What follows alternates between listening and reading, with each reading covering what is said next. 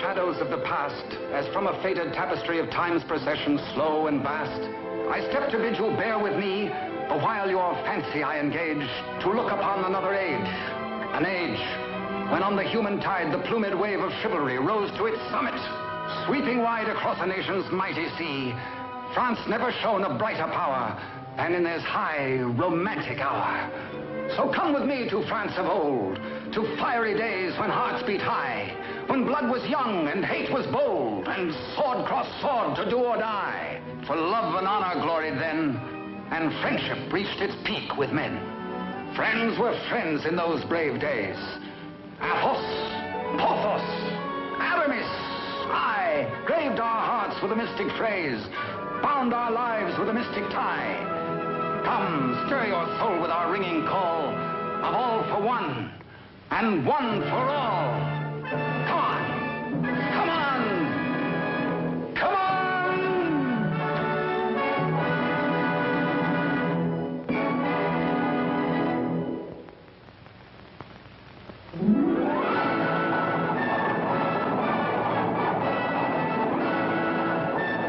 It is Paris on the 15th day of September in the year of our Lord 1638. Public excitement runs high. The populace enjoy a general holiday. Impatiently, they wait for the news of an heir to the throne of France.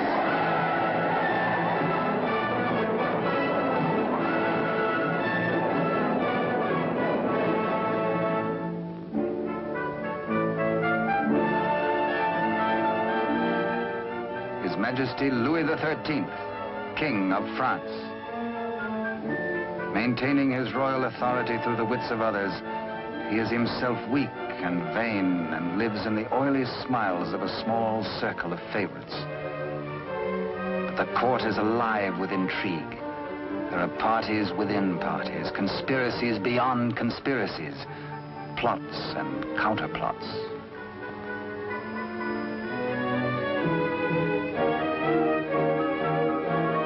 His Eminence, Monseigneur the Cardinal, Duc de Richelieu.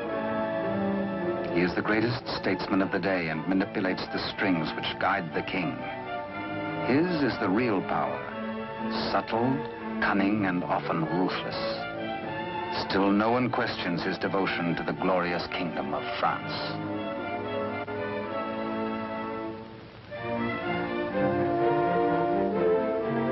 On this auspicious morning, the king pays a state visit to his queen.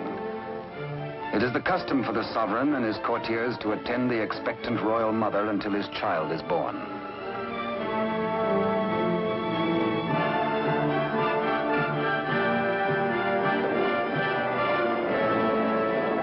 D'Artagnan, of the king's musketeers. Relieved of his duties at court for the day, he hurries to the home of his sweetheart, Constance Bonacieux. Constance is seamstress to the queen and is expected at the palace, so she cannot tarry long.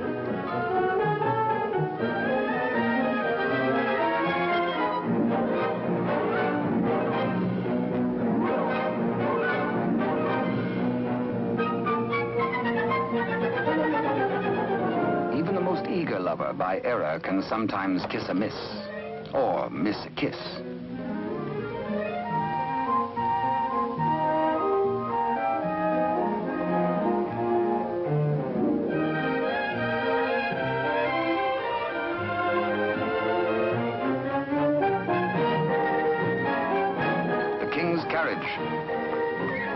It arrives for Constance. She carries an infant's layette in a crocheted basket for the queen. One kiss, one caress.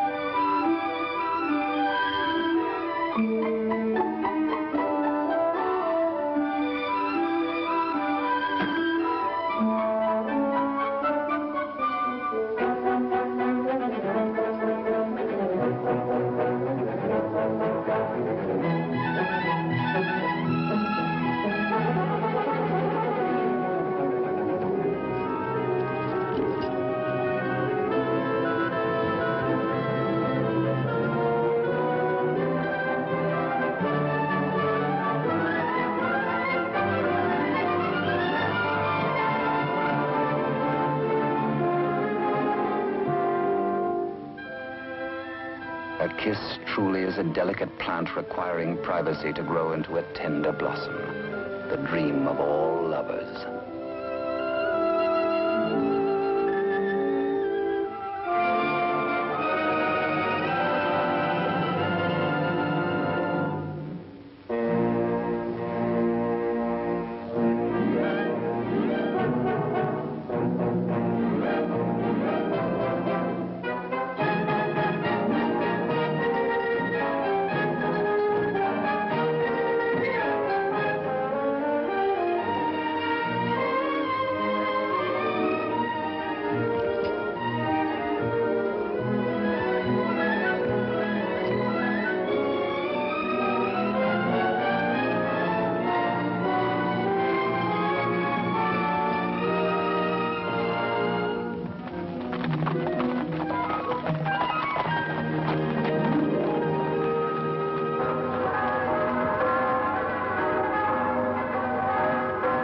Bells of the Cathedral of Notre Dame remind D'Artagnan of his friend and fellow musketeer, Aramis. He might be in danger. Aramis had threatened to continue his flirtations with the pretty owner of a roving, provocative eye, who unfortunately is married to an officer in the Cardinal's Guards. The guardsman naturally resents these attentions from this musketeer, but is restrained. Has not the Cardinal forbidden these duels with the King's Musketeers? Hola!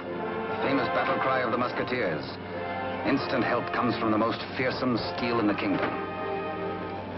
Huge Porthos, brave, strong, a King's Musketeer. And Musketeer Athos, gentle Athos, yet a deadly swordsman is able to kill with his left hand as with the right.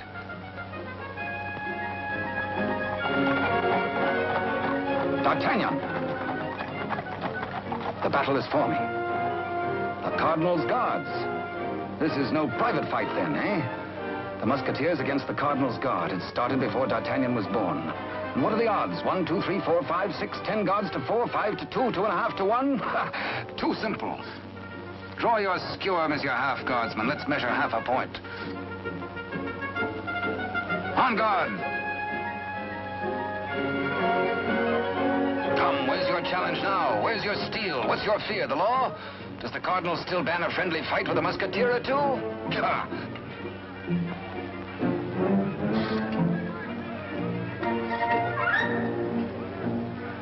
Porthos, as always, is thirsty. He has capacity. D'Artagnan, with his quicker eye, has a more bountiful drinking source.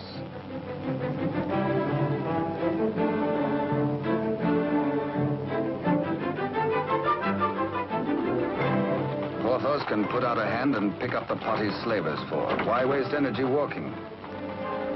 Come, driver, come inside with us.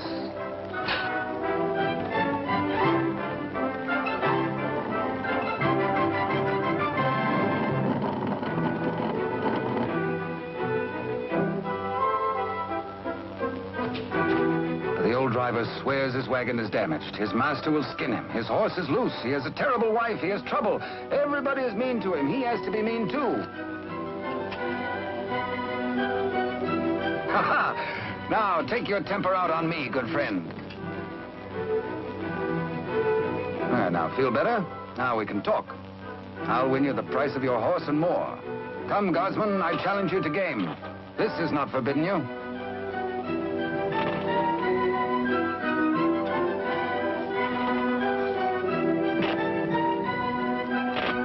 The dice are kind.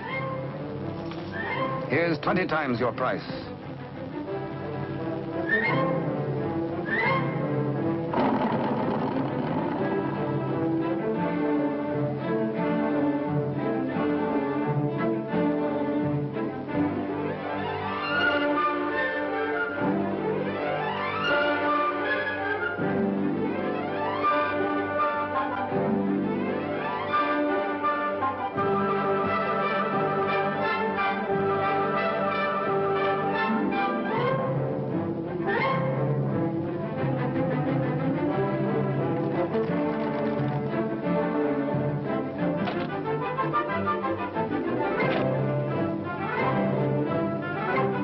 Luck riding high, D'Artagnan returns to the dice game.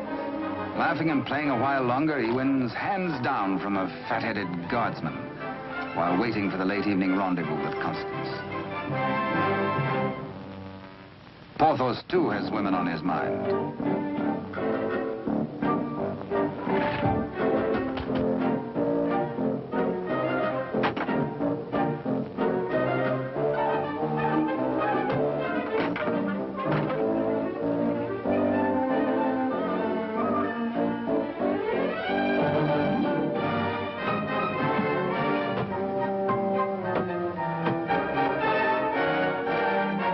Starts the only battle the Musketeers ever lost in fair fight. Of course, it has to be with a fair six.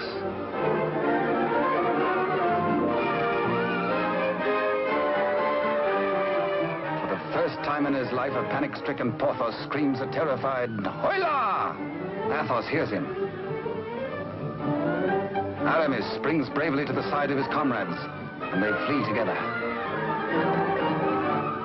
But D'Artagnan hears only the pounding of a lover's heart. As the flood of battle at last sweeps close to him, he leaps to meet the foe and draws his swords.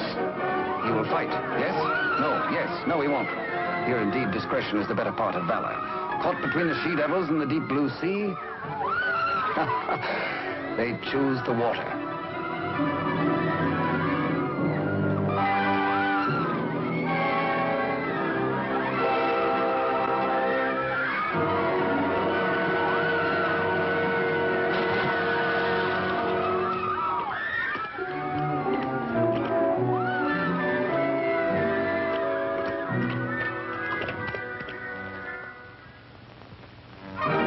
Next morning, the city is in ferment.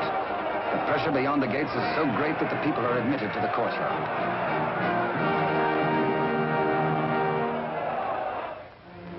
Adjoining the Queen's apartment, Constance prepares the layette.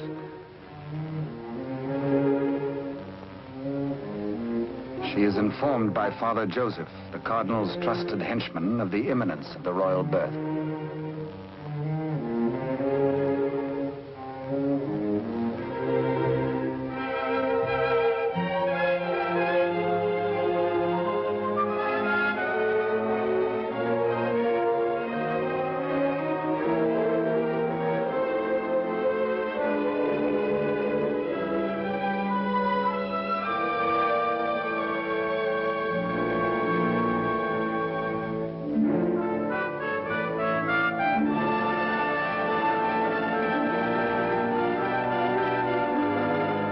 And so a prince is born to France, one day to become Louis XIV.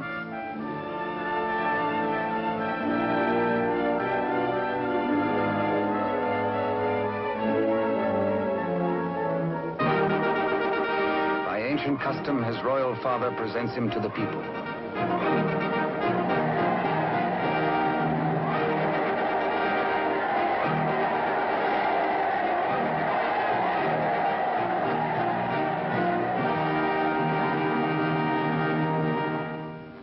But in the Queen's bedroom, another cry is heard. One of those rare turns of destiny. And Constance is the first to warn the tired, dozing midwife.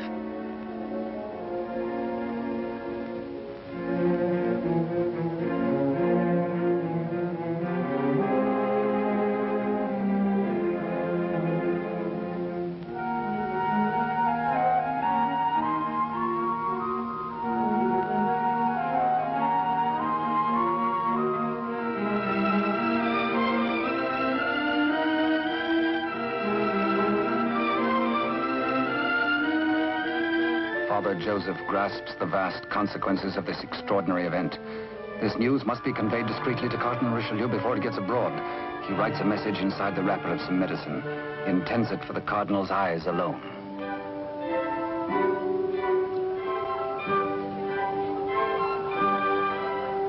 Your medicine, Your Eminence.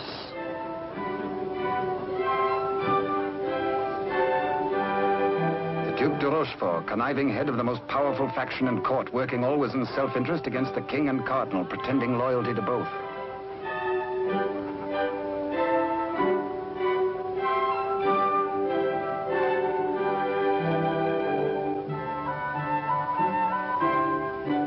necessity for caution on the part of Father Joseph is indeed well-founded. De Rochefort, having many times seen messages thus taken to His Eminence, becomes inquisitive. He resolves by a simple trick to learn the secret passed to the Cardinal. A substitution of scraps of paper.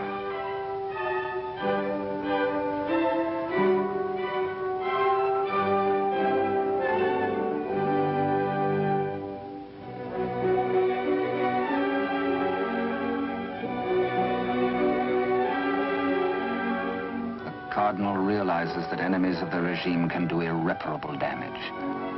2 heirs to the throne. 2 rival parties of courtiers, more quarrels, more bloodshed. Poor France, helpless, torn between 2 factions. The secret of the twins must indeed be forever guarded, if France is to have peace, and if he, the Cardinal, is to retain his power.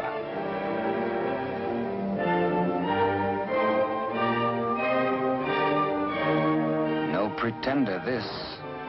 A true prince. De Rochefort sees an opportunity. Father Joseph is instructed to prepare for a long voyage.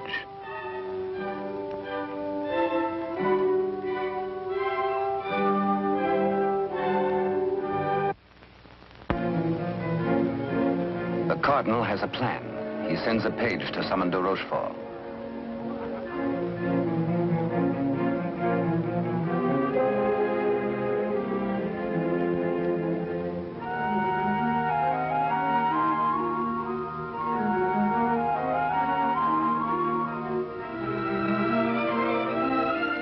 Aware that Constance shares possession of a great secret, one so sacred it might well spell the future of France, the Cardinal charges her to keep her lips sealed.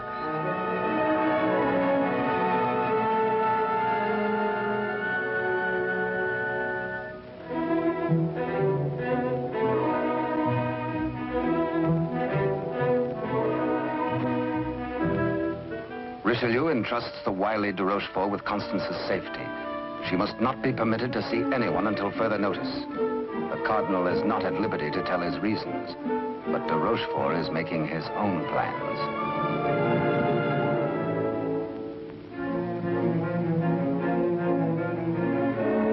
In accordance with the Cardinal's command, Father Joseph, accompanied by the midwife, secretly takes the twin away to the Spanish border. The child shall be raised as a commoner with no knowledge of his royal birth.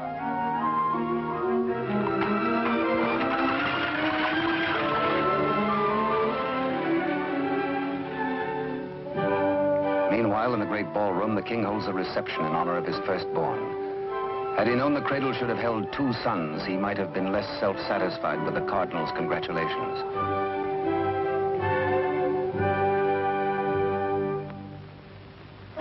To the notorious Milady de Winter, de Rochefort comes to reveal this chance of fate. The future of France may be in their hands. He tells her he will turn Constance over to her. She is to escort Constance to the convent of Saint-Guemel. There, force her to tell the whole of the Cardinal's secret and plans. He will play one against the other, Cardinal against King, for his own ambition.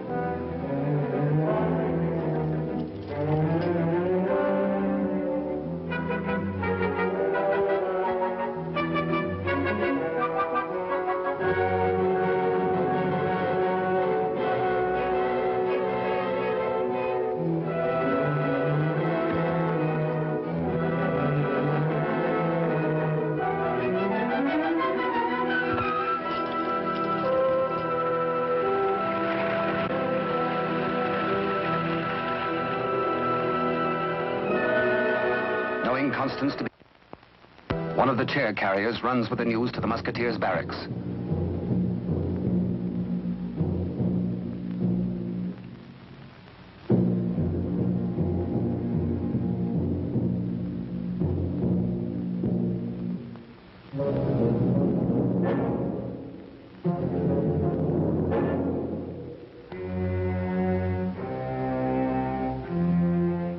D'Artagnan, wake up!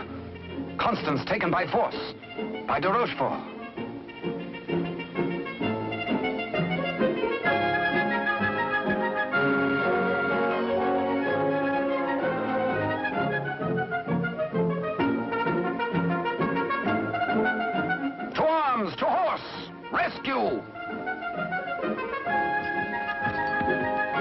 All for one and one for all. And hang the tack.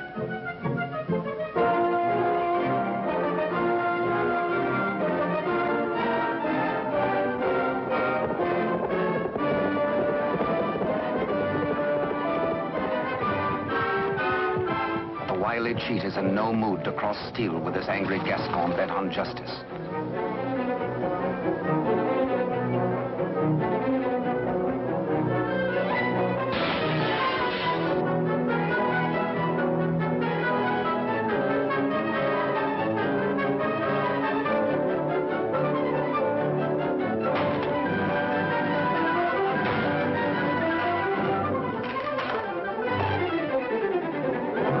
Thugs are powerless to help.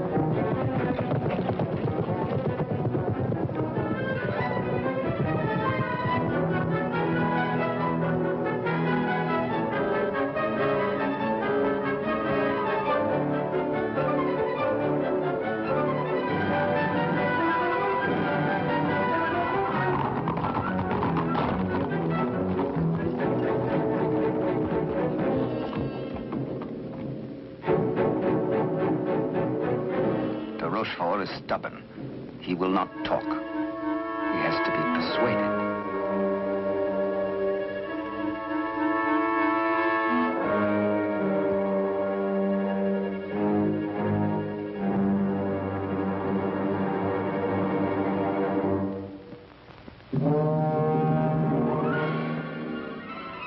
Probe goes on. Where is she? Where is Constance? Talk or fall 200 feet to the bottom of the well. Talk or die.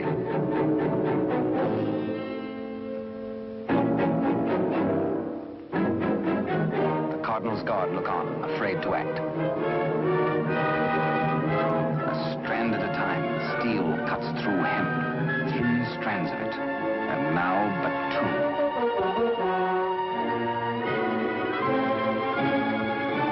Now one. Ah, de Rochefort breaks. The convent of Saint-Guémel.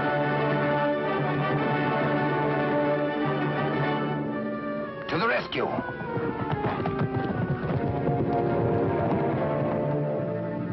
A stableman granted audience with the Cardinal tells of de Rochefort's trickery and capture and of Constance's abduction by Milady de Winter.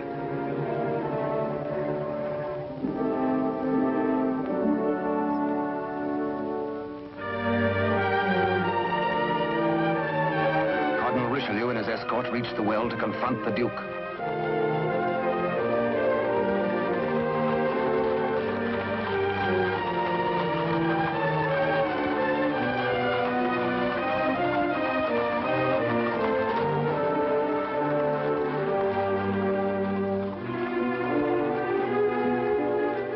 Accused, exposed, a nervous, bedraggled penitent.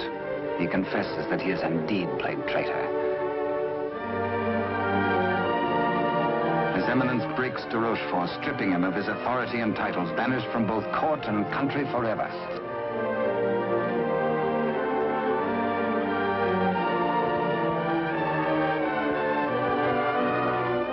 Fearing for the safety of Constance, the Cardinal speeds in pursuit of Milady de Winter.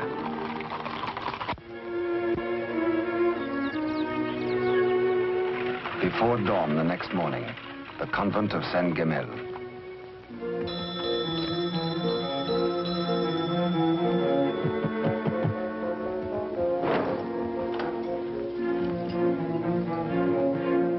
Milady de Winter assures the unsuspecting nuns her prisoner is an enemy of the state, to be confined to the convent on orders of the Cardinal.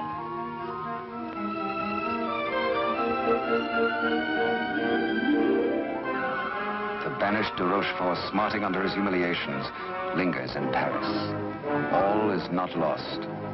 He uses the last of his wealth in a desperate gamble and buys the services of ruffians.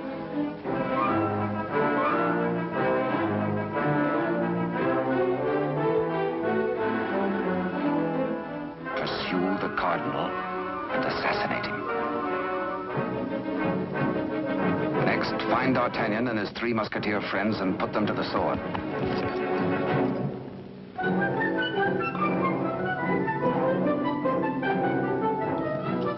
Rochefort still dreams of himself in terms of the most powerful man in France.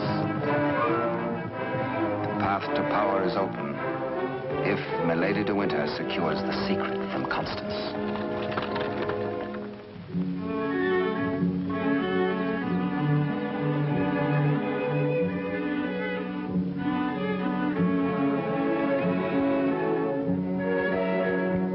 With sweet words and honeyed entreaties, the unscrupulous Milady de Winter seeks to cajole Constance into telling all she knows.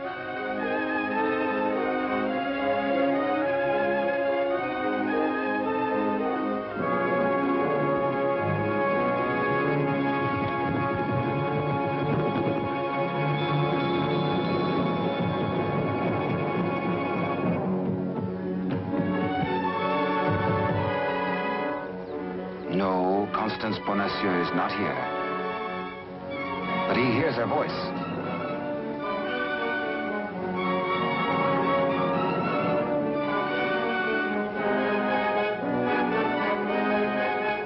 Hola! One for all and all for one.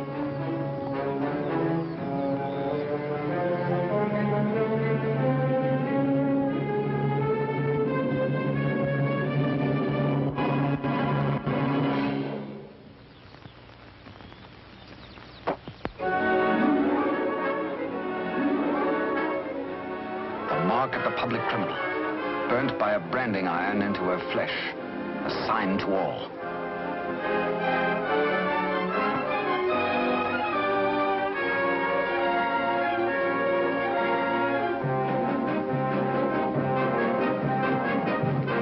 Exposed to Constance as a criminal, Milady de Winter is desperate. If caught thus in a second act of crime, by the laws of France, Milady must face public execution.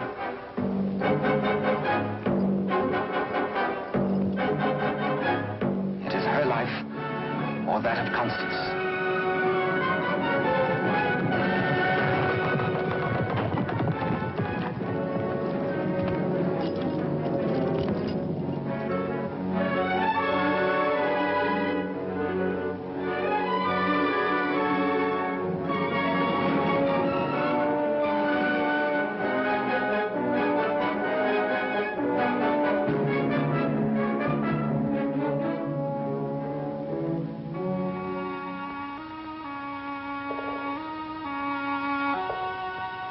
D'Artagnan hears Constance whisper that she loves him above all men. And then she murmurs 3 words, the other one, the other one.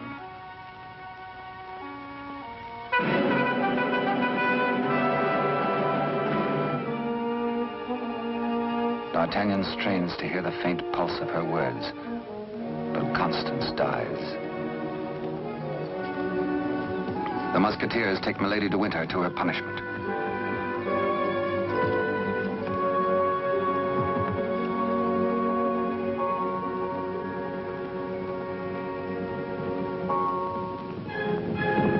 His Eminence the Cardinal has traveled through the night.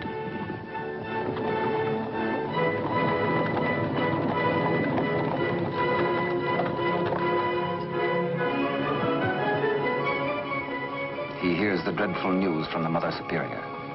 Constance is dead.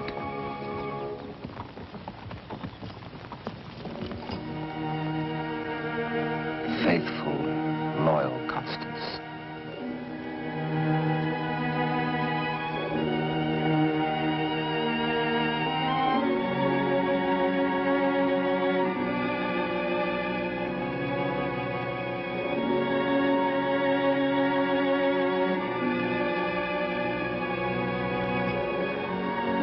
Arrest the murderess, Milady de Winter, and all in concert with her.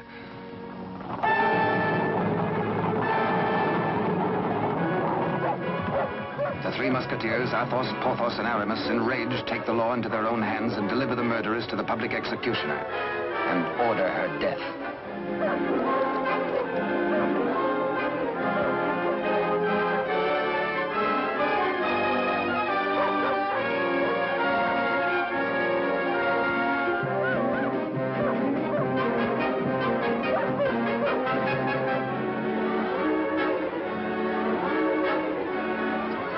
Then de Rochefort's cutthroats close in on the Cardinal's troop.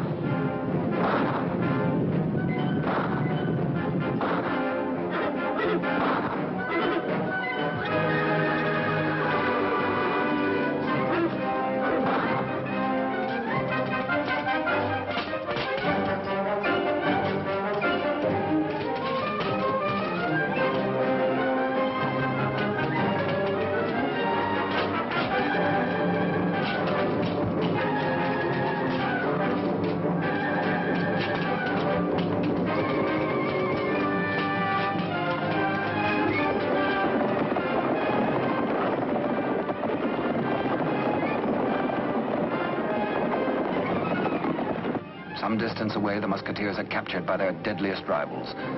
The Cardinal's guard formally arrest the musketeers for continuing to take the law into their own hands. Disarmed, the musketeers are set against the wall for execution.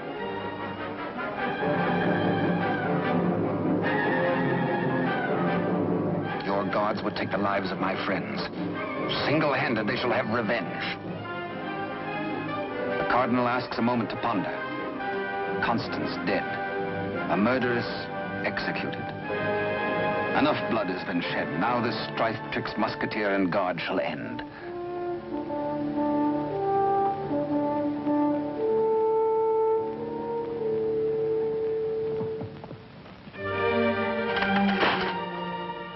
D'Artagnan's plea saves his friends, but there's to be a harsh penalty. Richelieu's plan concerns the state, and these continuing disputes between his guard and the king's musketeers. The four musketeers must separate, never to come together again on pain of death. His judgment, oh, a sorry day. The musketeers are banished, each to his own province, never to visit Paris again, nor set foot beyond the bounds of his own fields.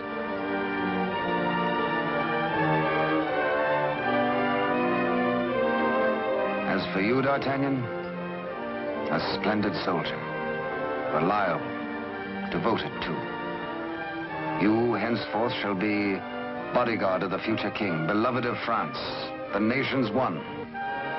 At one fell swoop, all strife is done. The musketeers prepare for their banishment. Godspeed, farewell.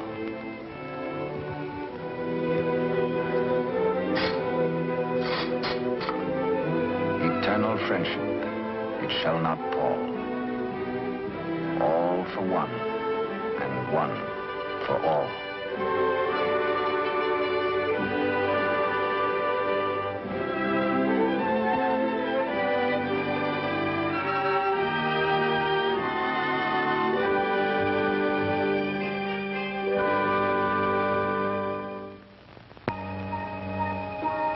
"5 years have passed. France is at peace. The infant prince grows to boyhood. Cardinal Richelieu, driven hard by the responsibilities of high office, lives in semi-retirement. And a royal father educates his son in courtly etiquette.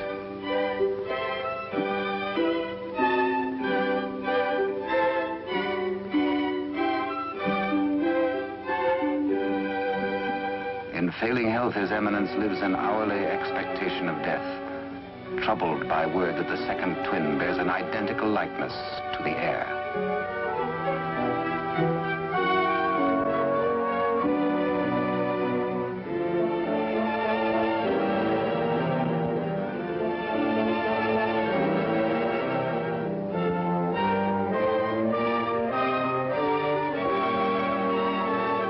The dangers inherent are obvious and weigh heavily on the Cardinal's mind.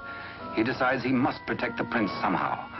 His Eminence provides that the rightful twin may always be identified from the other. With the aid of the court jeweler, he caused a gold doubloon to be broken. The smaller piece hangs on a chain around the throat of the infant prince. And its mate he places about the neck of Captain D'Artagnan.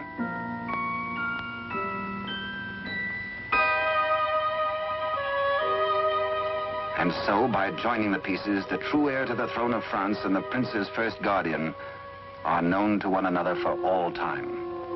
He starts to say, I hold a secret, but the chill hand is upon him.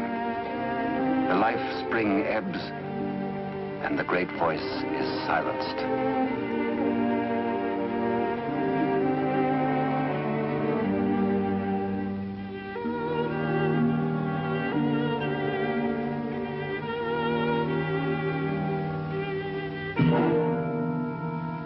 A great statesman passes into history. The church loses a noble servant, and the ship of state is without its pilot. What was this secret that Richelieu and Constance shared? The other one.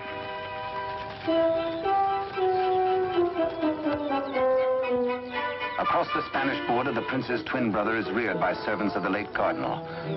The banished de Rochefort, living nearby, holds the twin under his very eye. He bides his time. He has only to wait patiently for the proper day.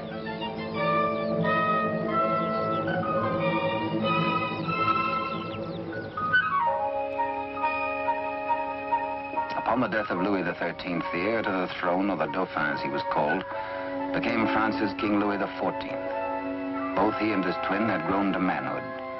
The brothers are alike as two peas in a pod.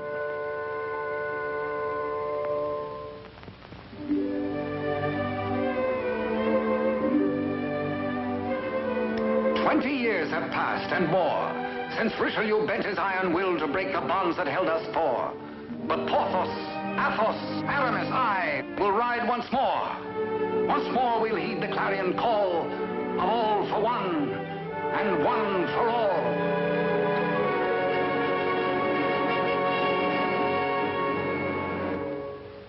During the years, de Rochefort's connivings have brought the exiled twin under his control. Secretly, they have returned to Paris.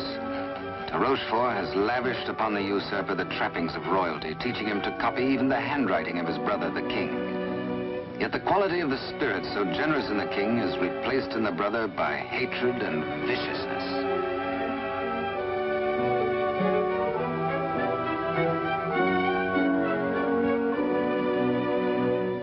The king's valet, a de Rochefort spy, brings long-awaited news. Within the week, an older D'Artagnan, after a lifetime of loyal service, will retire and leave the court. The young king will be without a bodyguard. Every detail of their plan has gone over. The map, the sentries to overpower, the secret approach to the royal apartment, the signals.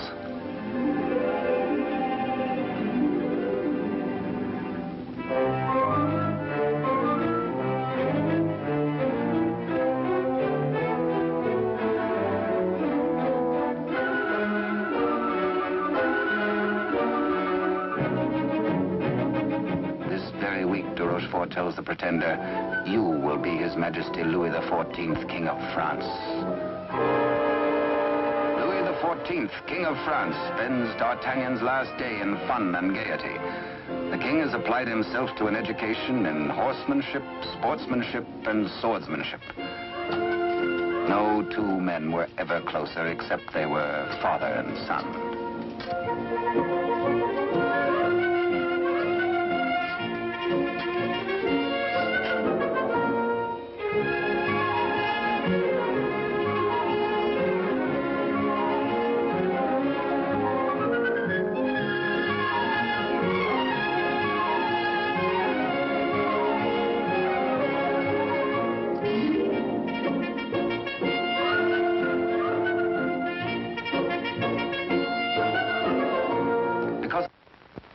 Early, D'Artagnan enters the royal bedchamber to bid the king goodbye. Tonight he feels happy. His service is done. His king is secure. The state is safe. But by some odd premonition, the coins are matched on this final night of parting.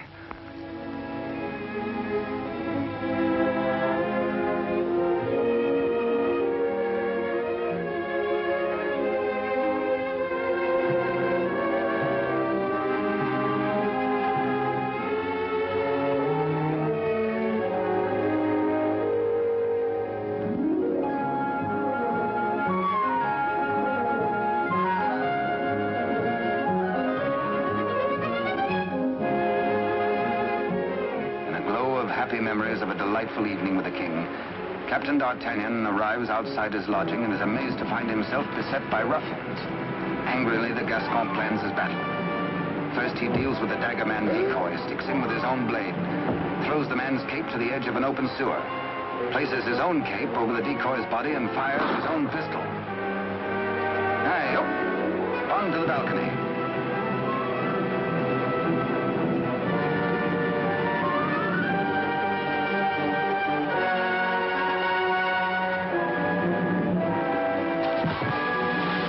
There, they believe, goes D'Artagnan.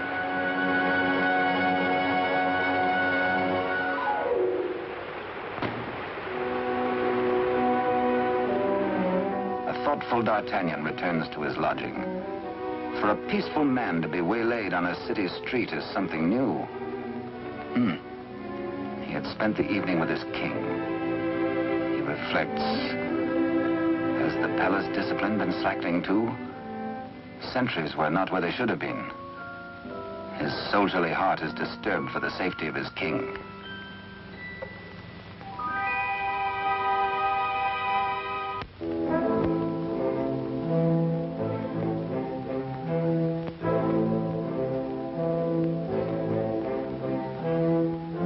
Rochefort's plan is working without a hitch. Sentries at the outer gate have been overpowered. Entry is forced into the inner quadrangle. The palace is entered through a servant's postern leading to long-forgotten cellars. Success. No sound, no word, no warning.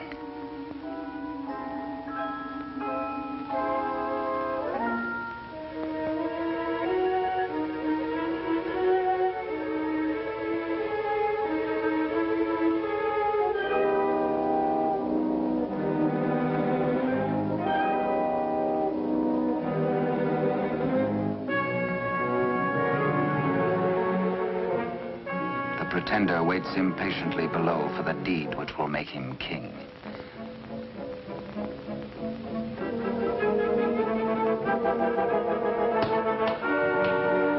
In the anteroom to the king's bedchamber, de Rochefort's maggot awaits his master's signal, ready for the final treachery.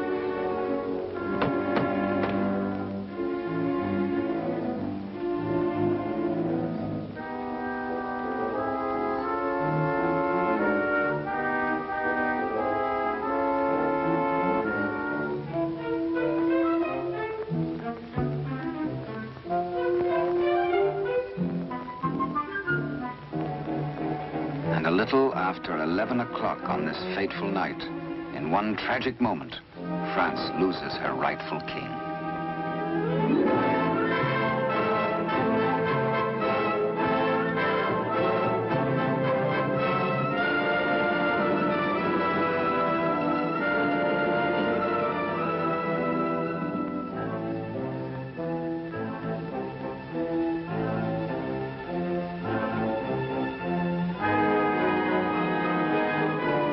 Bewildered, uncertain if he dreams or not, King Louis XIV, surrounded by strangers, looks unbelievingly at a venomously mirrored likeness of himself. The usurper watches his royal brother with a lifetime of hate. De Rochefort's plans have been cleverly checked and double-checked. He means to hold the true king a prisoner as a threat over the head of the usurper should he rebel against his commands. At de Rochefort's order, his cohorts strip the king of his night attire and in exchange dress him in the usurper's clothes.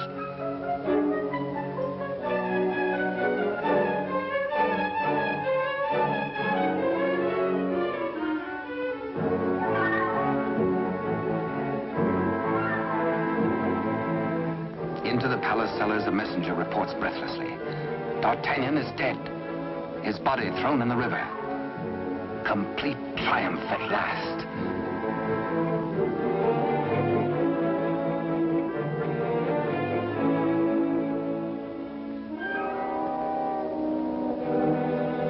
An iron mask, an invention of the devil.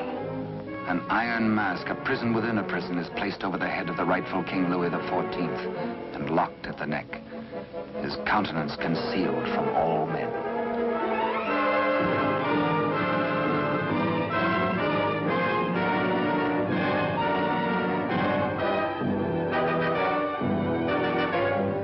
true king is led away.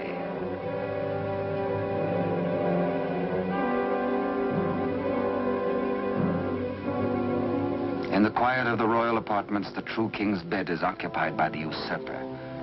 Trusted servitors have been spirited away. The twins' lackeys have replaced them.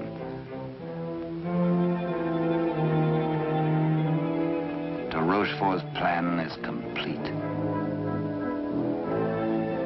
Poor France. Ruled by a youth driven near to lunacy by a solitary childhood, by de Rochefort's lies, by his own poisoned dreams. Truly a madman.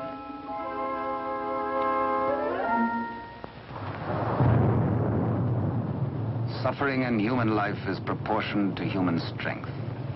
When the young king, stupefied and crushed, found himself led a prisoner to a cell in the Chateau Sainte-Marguerite in the south of France, he fancied at first that death is like sleep and has its dreams.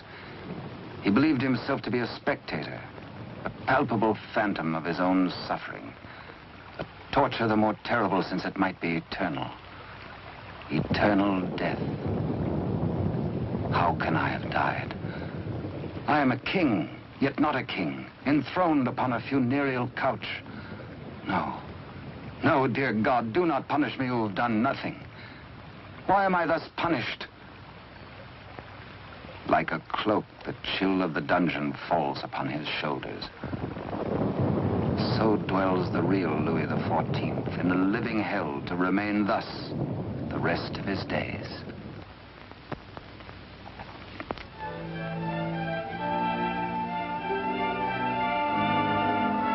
The Queen Mother, always restricted, prevented from seeing her son, determines finally to pay him a visit.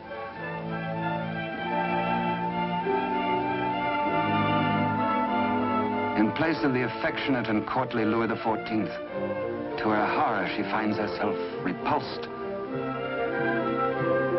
Doubts, again doubts. What strange malady besets my son? She thinks again of the other one. De Rochefort hurries to the king's apartment, fearful that a mother's heart has sensed the truth. In pretense of humility, he asks the Queen Mother to leave affairs of state.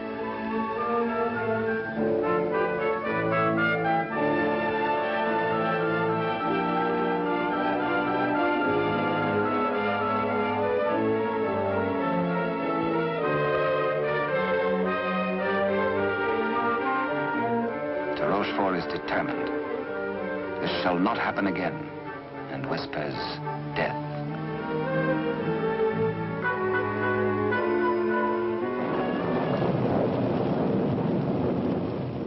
Day by day, night upon night, the prisoner prays for some way to get word to D'Artagnan.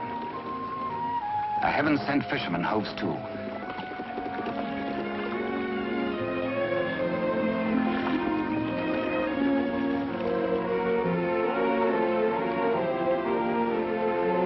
He finishes scratching a message into pewter, and as all good prayers must be, his prayer is answered.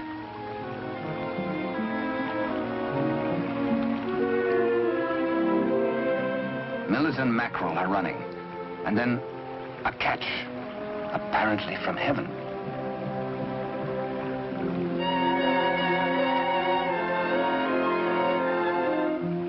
The fisherman reads the name of D'Artagnan, the idol of the nation. A written word, a beloved name, an urgent message. He, a patriot, needs no urging.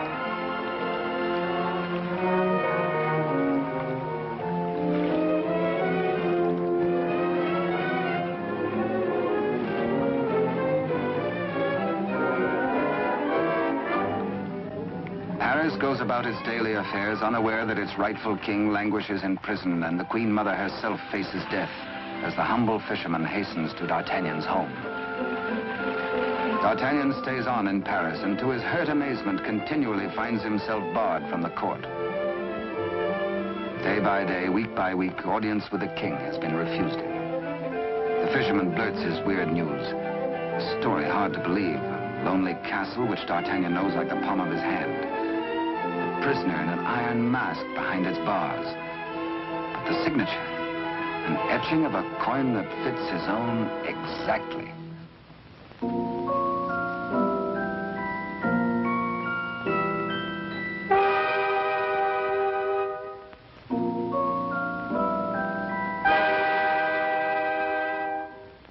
Come, friend, eat and drink. There is business at last for me at the palace.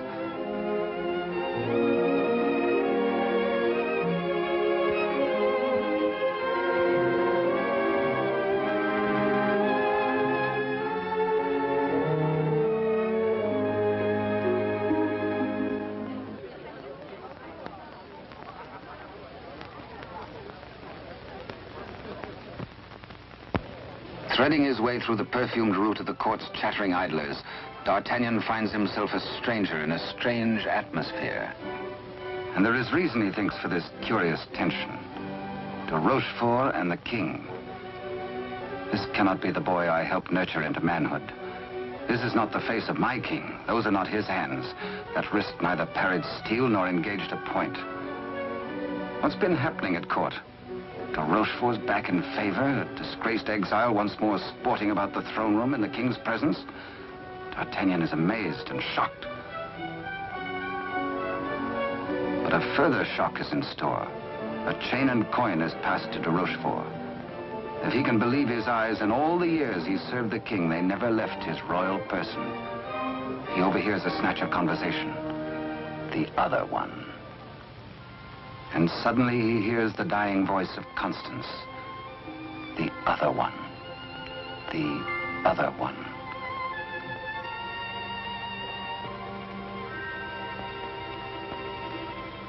What did she mean? A message signed by the royal coin. A king, not a king. And a court alive with known traitors. D'Artagnan smells a rat. But a rat has seen him and gives warning. The palace guards are alerted. And all exits barred.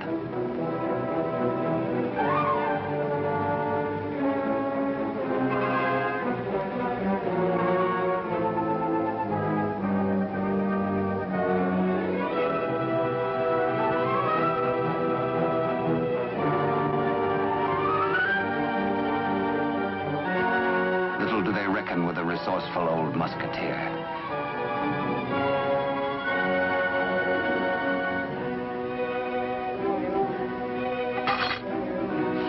D'Artagnan orders a king's loyal troop to be hurried to meet him at the Chateau Sainte-Marguerite. Couriers are to be dispatched to his old friends, the three musketeers, Athos, Porthos, and Aramis. To arms, musketeers! Your king has need of you. One for all, and all for one. The jig is up. D'Artagnan lives and knows. His pewter plate. Perhaps even now he has reached the prison gate.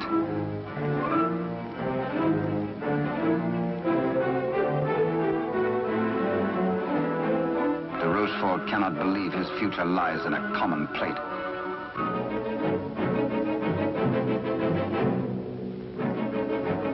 Quickly, he resolves to end all doubts.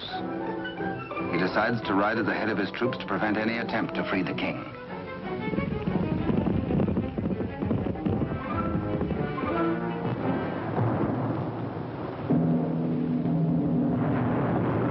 The puzzled D'Artagnan has reached the Chateau Sainte-Marguerite, certain that his comrades will join him. Under cover of the raging storm, he rose to the grotto beneath the castle. Many a time as a young officer, he had patrolled this grotto passage. It led, he knew, to the arsenal. Beyond that, the armory. Then the main hall and staircase to the tower itself. Up there is the man in the iron mask, the writer of the message.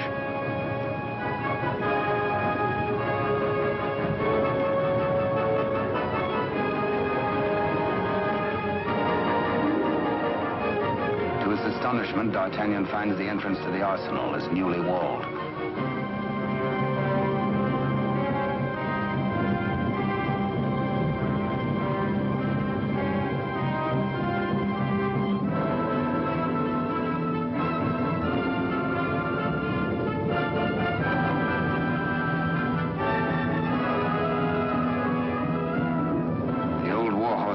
prepared to hazard it alone if necessary.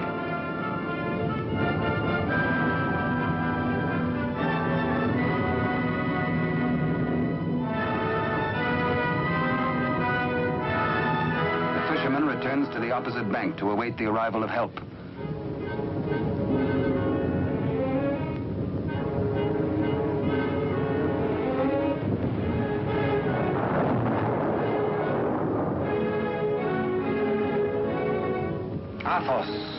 A few years older, a little more grizzled, the same brave companion as of old, ready and willing for any gambit.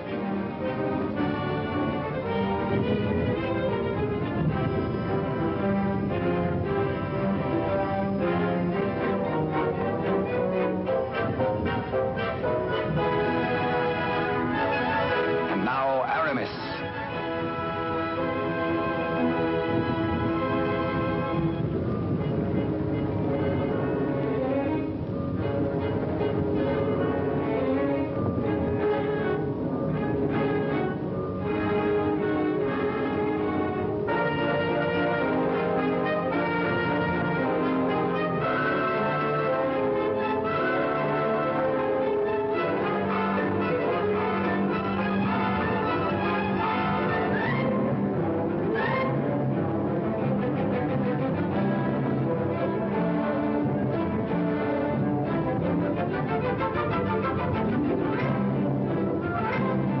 Two of the valiant comrades have arrived. No time to wait for old Porthos, no time for explanations. There's a job to be done. Forward!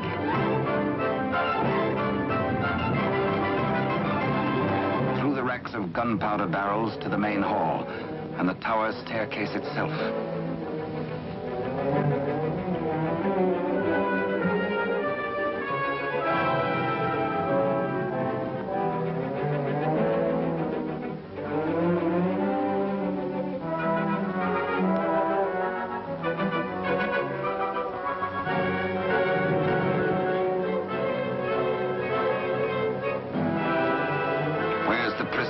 Before your gullet tastes this edge, you bloated villain.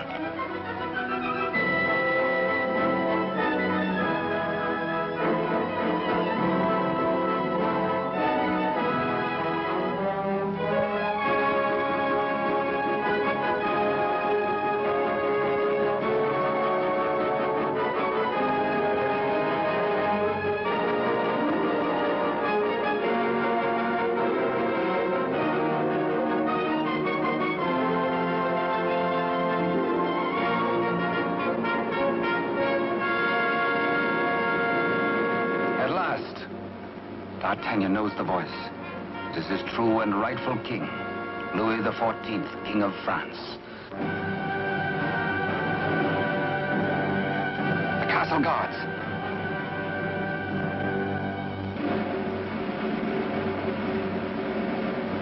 The challenge is met. Hola! The musketeers fight together again.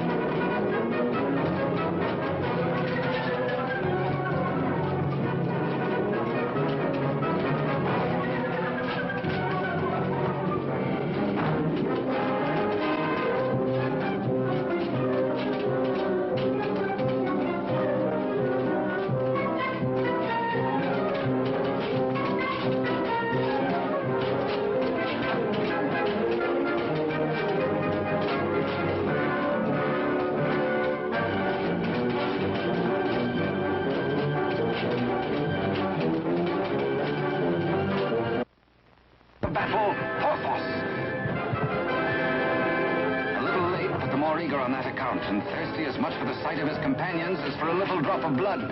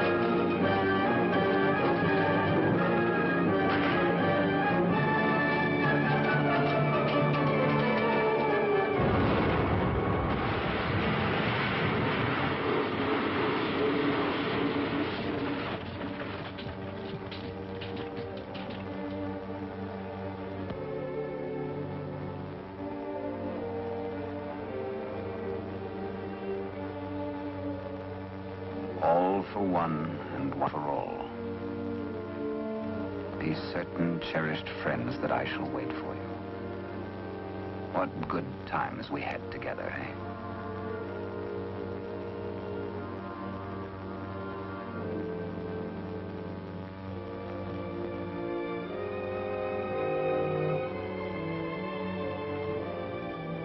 Good Porthos, farewell.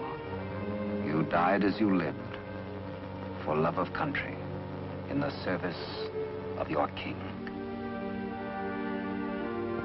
The fisherman gives warning of the approach of enemies.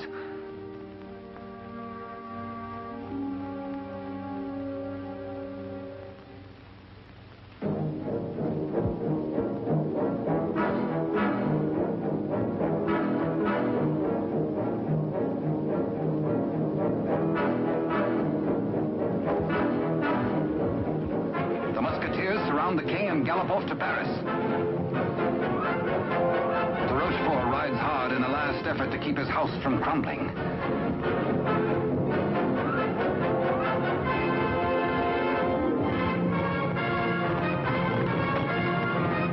The odds are 10 to 1.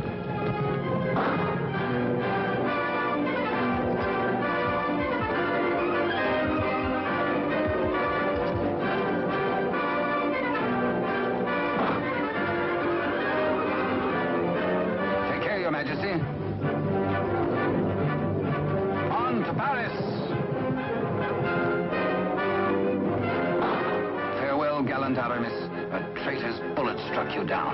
Meanwhile, Athos crosses swords with de Rochefort.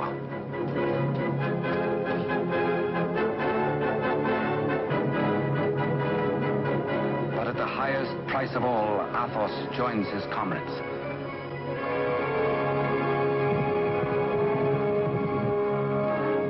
Without knowing his own peril, the half-wit, half-king entertains his royal mother at a palace luncheon.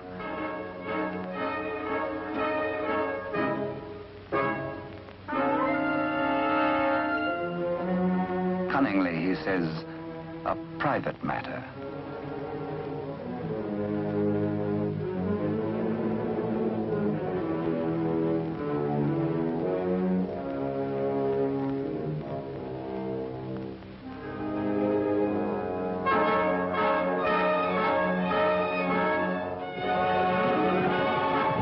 Troops from the palace, friends or foe?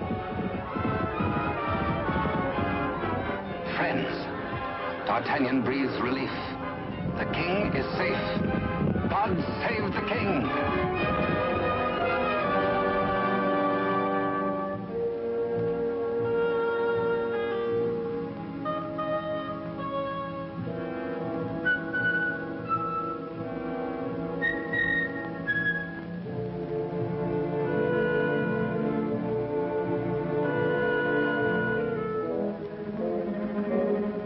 The Queen Mother suspects this attempt on her life.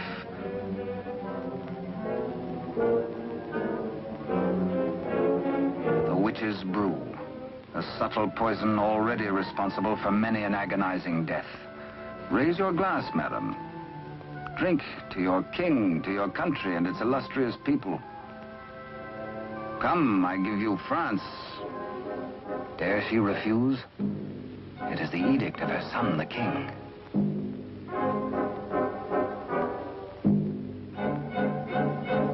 The toast, but a warning cry.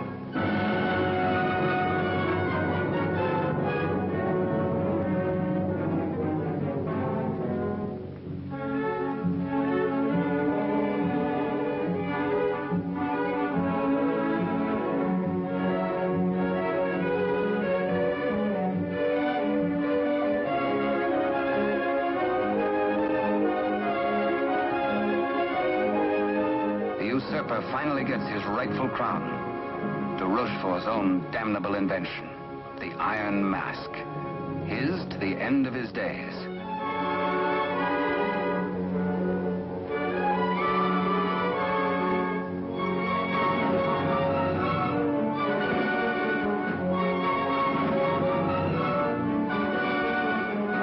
As D'Artagnan pours away the poisoned wine, the usurper takes swift, bitter revenge.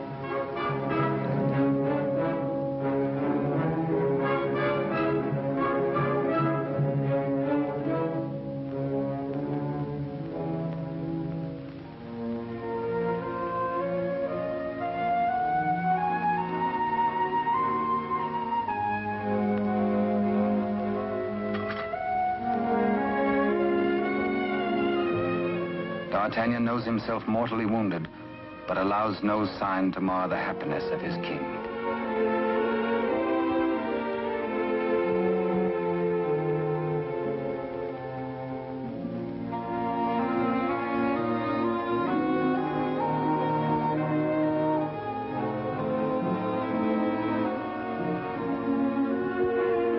Blood, the weapon of the murderer, with crimson evidence on the blade.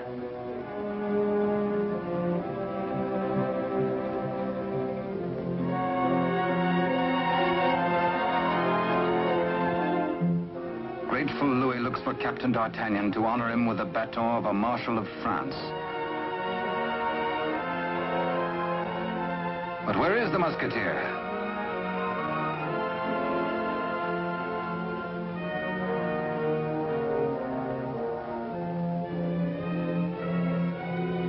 The court resounds with the king's commands and his cry to find his friend and mentor. What a man may think when he knows of the approach of death is secret between himself and his maker. Perhaps the gallant musketeer thinks most of his lost love, Constance, and of all the tender, lonely years kept warm by her memory. He dies in hope of faith that she might welcome him, that once again they might be one. How can they die, these bright ones? How may such energy, once released, be prisoned by earth or stone or grave? We die as we lived, say they, with life. And with life, how can there be death? Only remember us. Only open a little book and we shall always be with you. To ride a fine horse, or to cross a sharp blade, or carouse with a barrel, or dally with a maid. Come one, come all.